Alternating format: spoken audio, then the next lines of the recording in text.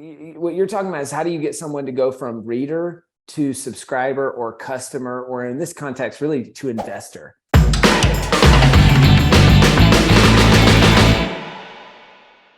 Your early fundraising to syndication, you got to raise money at scale. Now, how do you raise money at scale? You got to go from you got to bring leverage to what you're doing. Well, I call a book, it's leveraged impact, right? I do the work. I create this book once. This book goes on to talk to and impact thousands, tens of thousands, maybe even millions of people. So how do you bring leverage? Well, you go from one to one to one to many in the conversations that you're having. Now, probably as an investor, you have sorry, I'm going a million miles an hour, but I got a lot of thoughts on this. Probably as an investor, you've got a thesis that you're raising money based on. Well, what's the simplest, easiest way to communicate that thesis? Write a book on it. And then potential investors read the book. The root word of authority is author. For a lot of people, you don't become an authority without first becoming an author. And so you become an authority on that topic by writing about your investment thesis or the area that you focus on. And then people, instead of you begging them for money, they'll beg you for money, or they'll beg to give you their money because they say, hey, I kind of don't want to do this myself. Can I give my money to you? I'll give you two examples because I've interviewed both of them on my podcast, the Self-Publishing School podcast. You've got Hayden Crabtree, who wrote a book called Skip the Flip. He talked about this. People read his book. They say, hey, I want to invest with you.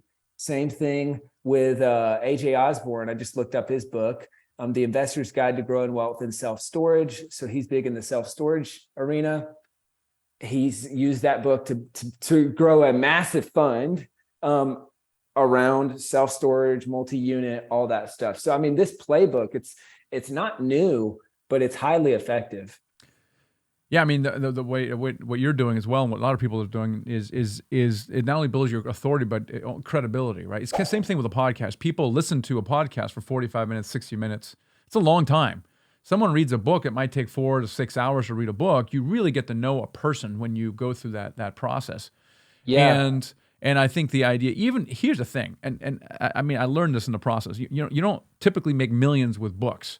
Okay, I mean, Right. some people do. Do. Okay, but from an entrepreneur's perspective, I shouldn't expect to make millions with a book. I mean, right? Is that a fair thing? Yeah, you probably won't make millions with the book, but you'll make millions from the book. That's so, okay. Well, Right? that's what I'm trying to get to talk about, the distinction and what a book does for a business.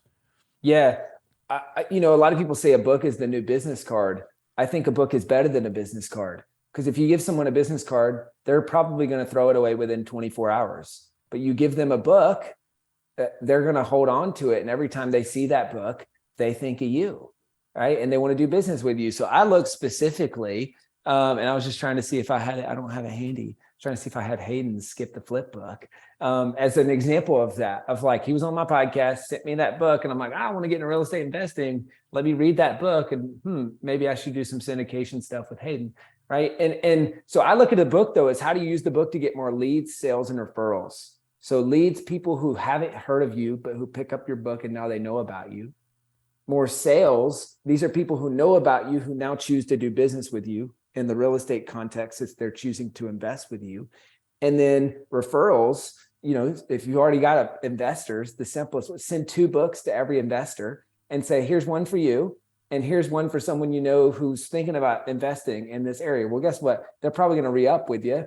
Oh, by the way, I've got an extra $100K in cash. Do you have any deals? And they hang out with other people who might invest. And even just if we want to get super practical, if you've got a list of 20 to 100 high net worth individuals that you want to talk to about potentially investing in your syndicate or in your fund, what's the best way to get their attention? Send them a book in the mail. Go old school with a note, and then say, hey, let's chat, right? So Chandler, one of the things and to kind of play off what you're talking about a little bit. So Michael, I noticed in kind of the newer books or later books, there's a lot of like resources embedded into the books for people to go to this website. How does someone navigate that, and how do they understand what they should include in that book to kind of to make that go even further? Yeah, that's a great question. So what you're talking about, I'll explain this, but I also build on this. It's in chapter 16 of my new book. It's using a book to build an email list. And because I talk about how, to get, what you're talking about is how do you get someone to go from reader to subscriber or customer, or in this context, really to investor.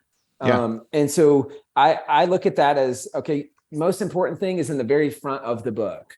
Now, I don't know, I know people listen to this podcast. I don't know if anyone can see the video, but you guys can.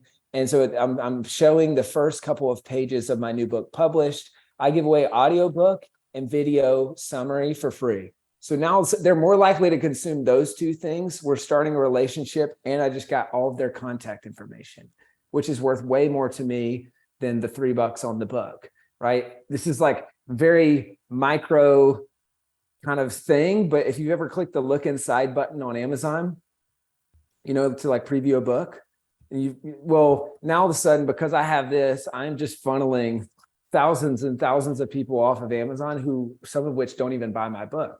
That's totally fine by me. And because that's ninja stuff right there, Chandler. Leads, that's I'm either pretty getting cool. free leads, or I'm getting paid to get leads. And people think Chandler's an idiot. He doesn't even know I can get this audiobook for free. Of course I know that, right?